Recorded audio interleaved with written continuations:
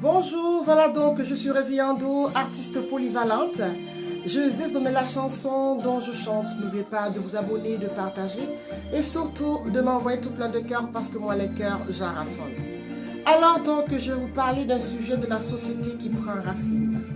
Alors, je vais vous parler des mauvaises influences sur Internet ou alors des mauvaises influences dans la société.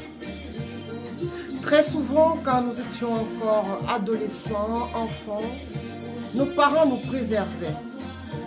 Ils avaient l'habitude de nous dire évitez ou alors ne fréquentez pas telle personne ou telle autre personne parce que cette personne est de mauvaise fréquentation ou est de mauvaise vie.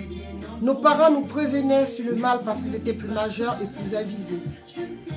On avait des interdictions de fréquenter des personnes parce que ce sont des gens qui ont choisi des vies très différentes par rapport à l'éducation que les parents nous donnent à la maison. Parce que je pense que tout parent donne quand même toujours la bonne éducation à son enfant pour éviter que son enfant tombe ou succombe justement à la mauvaise fréquentation. Mais étant adulte, parent et déjà indépendant, nos parents ne sont plus là. Nous avons nos téléphones portables, nous avons nos ordinateurs, nous avons nos tablettes qui remplacent nos parents. Pourquoi? Parce que de nos jours, faute de ne pas trouver les bonnes personnes pour nous conseiller, on se console en suivant les influenceurs sur Internet. Mais malheureusement, la plupart des influenceurs ne sont pas des influenceurs qui doivent nous servir d'exemple dans la société ou dans le quotidien. Mais pourquoi ces influenceurs justement dits mauvais influenceurs sont plus ceux qui sont les plus suivis? Tout simplement parce que ils vous servent sur un piédestal ou alors sur un plateau d'argent ou en or les douleurs que porte votre âme, votre cœur, votre esprit. Quand vous êtes au plus bas, près du gouffre, ils vont vous servir un discours qui vous parle. Pourquoi? Parce que vous êtes blessé, parce que vous avez mal et parce que vous êtes au pied du gouffre. Alors, si vous tombez sur une influenceuse comme Rési qui va vous parler d'amour, de paix, de joie, vous n'avez pas besoin de ça. Surtout si vous venez de perdre la femme que vous avez aimée, ou alors si vous venez de perdre votre travail, ou alors si vous venez d'avoir un préjudice dans la société qui vous pousse à la vengeance. Si vous tombez sur un tuto ou alors sur une vidéo de Rési qui vous parle de paix, qui vous parle d'amour, qui vous parle des fleurs, qui vous dit que la vie elle est belle, qui vous parle de repas agréables à partager en famille ou avec les amis, est-ce que ça vous parle? Surtout si vous êtes seul à ce moment-là. Vous n'avez pas besoin d'entendre quelqu'un vous prôner les bienfaits de la vie. Vous voulez avoir quelqu'un qui va vous demander de vous venger de la haine.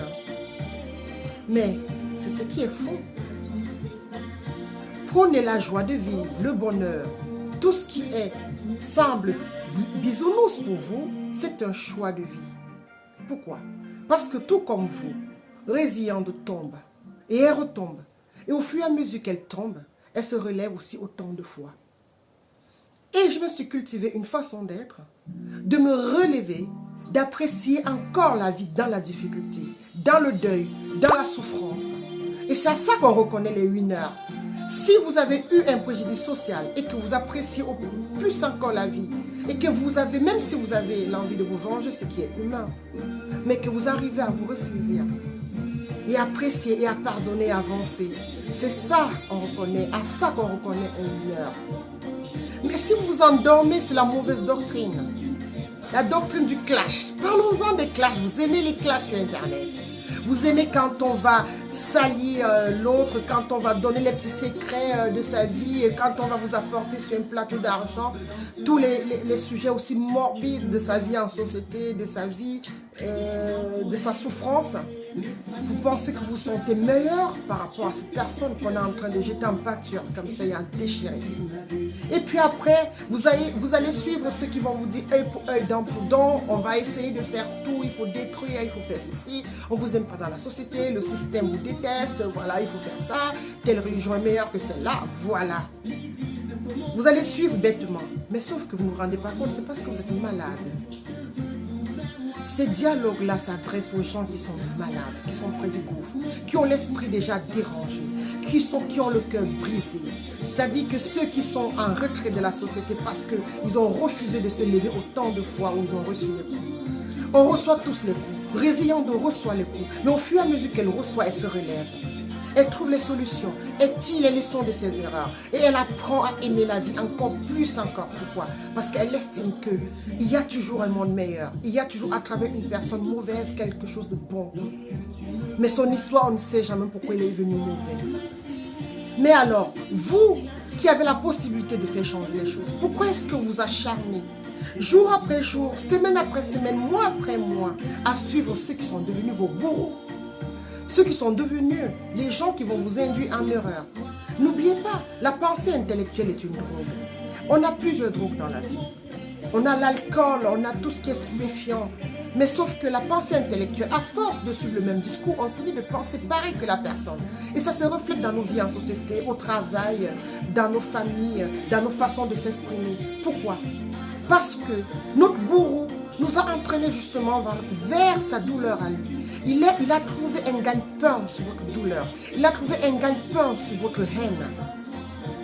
Et il ne peut que vous conduire vraiment vers le négatif.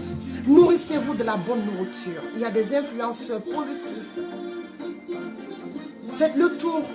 Vous verrez qu'il y a des gens qui peuvent vous apporter du bien-être. Mais malheureusement, comme c'est le mal qui l'emporte le plus, on a plus des mauvais influenceurs qui sont plus en vue que ceux qui essaient un discours de bonheur et de joie. Mais c'est à nous de changer ça. Il y a tant d'esprits malades, c'est vrai. Il y a tant d'esprits en difficulté, c'est vrai. Mais pourquoi ne pas apprendre à changer toutes ces choses pour que le monde devienne merveilleux? Évitons de nous endormir et de nous endoctriner. Ce mot endoctriner, j'aime bien. Évitons de suivre les mauvaises doctrines. Évitons de se laisser aller dans un monde où tout doit être mauvais, où on doit toujours faire du mal. Apprenons à pardonner et de se relever, surtout quand on tombe, réapprécier la vie et trouver les bonnes âmes pour s'en sortir. Je vous embrasse. À bientôt. Ciao.